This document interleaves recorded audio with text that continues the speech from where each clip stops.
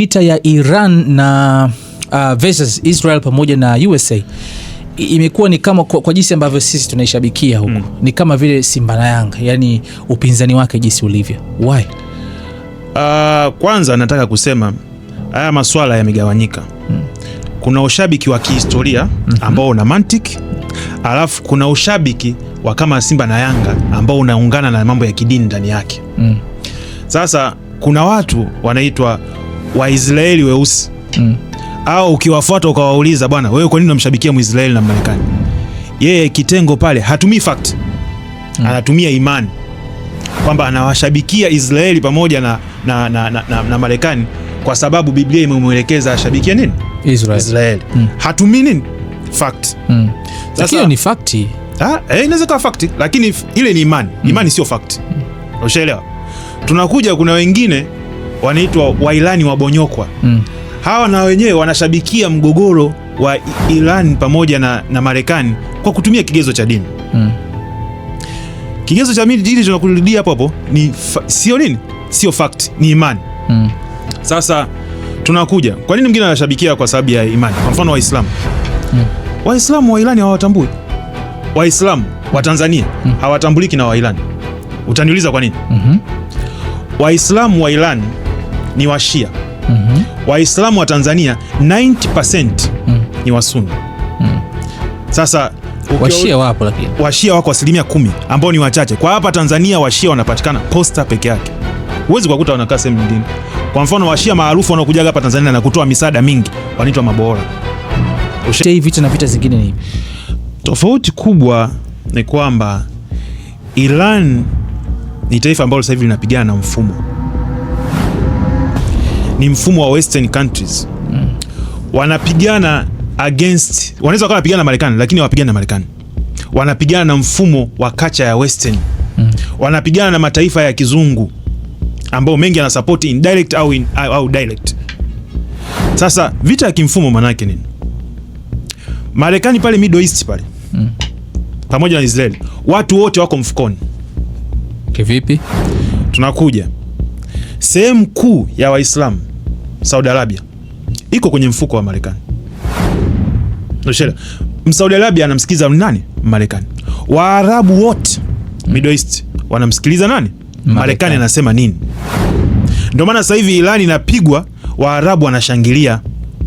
Ni kwa sababu alikuwa ni toto tundu aliyekuwa amebaki pale Middle East. Iran peke yake ndio alikuwa msikilizi Marekani. Iran peke yake pale Middle East ndio alikuwa anamsumbua mtoto kipenzi wa Marekani ambaye ni nani? Muisraeli. Sasa ni mdogo kwa Marekani, right? You are totally right. Marekani ukikompare jeshi la Marekani kijeshi, jeshi la Marekani duniani number 1. Jeshi la pili anakuja Mrusi. Iran kijeshi duniani ni mtu namba 12. Ushaelewa? Sasa ni nguvu kubwa na ndogo. Ushaelewa? Kwa hiyo jeshi la Iran ni jeshi dogo sana kwa Marekani. Lakini hata kama unapigana na jeshi kubwa, kuna njia za kupigana na jeshi kubwa. Nitakuja kuiongelea baadaye hiyo. Okay. Doctrine za kijeshi. Kuna kitu kinaitwa strategy. Strategy ambayo anatumia Muirani inaitwa asymmetric warfare. Kama kuna mtu yote ambaye sasa hivi hapa ni military scientist atakuwa anajua kabisa maana ya asymmetric. Asymmetric ni pale jeshi goi, jeshi dogo, jeshi ambalo lina vifaa, jeshi ambalo lina resources linapigana na jeshi kubwa. Asymmetric warfare humo ndani yake unakutana na kina guerrilla warfare, humo ndani yake unakutana na vitu vingi sana. Asymmetric warfare unapigana na jeshi kubwa ambalo lina vifaa bora lakini una vifaa duni. Sasa kazi yako wewe ni kufanya ule ugomvi uende muda mrefu sana ili adui achoke. Na asymmetric warfare ilifanyika kwa mara ya kwanza kwenye Vietnam War. Marekani pale alipigana kwa muda wa miaka 10 bila kupata objective zake. Sasa ile it was totally asymmetric warfare. Kwa hiyo mnaweza kuwa mnashindwa kijeshi, wanajeshi wenu wanakufa sana, wanafanya nini, lakini nyinyi mko kwenye kumsumbua adui. Kwa mfano ugomvi wa Vietnam, wa Marekani walipoteza wanajeshi 58,000 wakati nani hawa wa Vietnam walipoteza wanajeshi 1.2 milioni. Israeli ni taifa ambalo Kwanza nataka nikupe historia ndogo. Israeli pamoja na Iran walikuwa ni marafiki.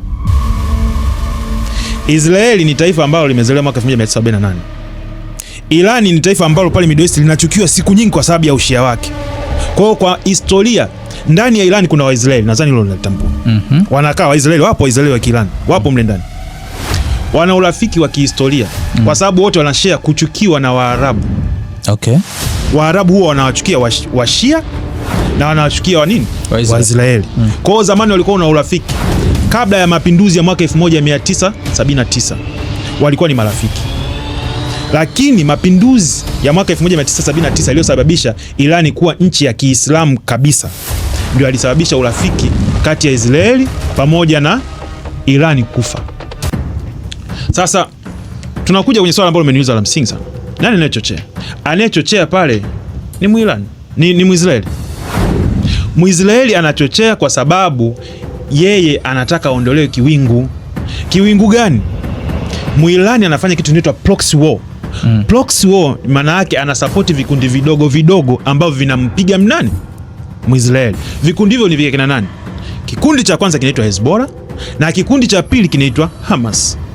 Hao wote wanamsumbua Muirani? Muisraeli. Wanapata wapi hela? Kutoka kwa nini? Kwa Iran. Kwa hiyo Muisraeli amepiga hesabu akasema nifanyaje? Nipige chanzo. Nitapigaje? Okay. Lazima nimshawishi tajiri tusaidie naye. Tajiri ni nani? Marekani.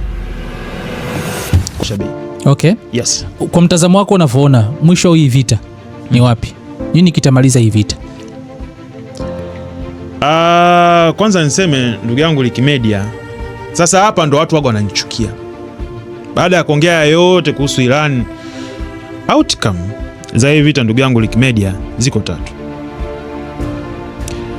Na hapa ndugu zanguni itabidi mnisikize kwa umakini mkubwa. Hasa watu ambao wanashabikia hili swala kidini bila kutumia fact.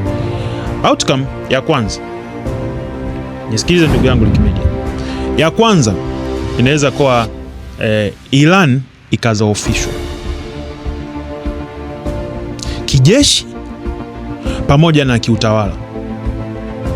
Outcome ya pili, na hizi zote ni mbaya kwa Iran, inaitwa regime change, kubadilisha kwa utawala. Na outcome ya tatu, vita kuwa ndefu sana ambao baadaye Marekani itamshinda, atakimbia. Sasa nitaanza kwa kuelezea moja moja. Outcome, kwa mfano vita kuwa ndefu, Marekani atakimbia kwa sababu atashindwa kuendelea kusupport ile vita kipesa, kwa sababu Iran anapigana vita kwa kutumia bei rahisi sana. Drone zake Iran anazitengeneza kwa shilingi milioni 64. Ushaelewa? Milioni 64 drone moja Shahid.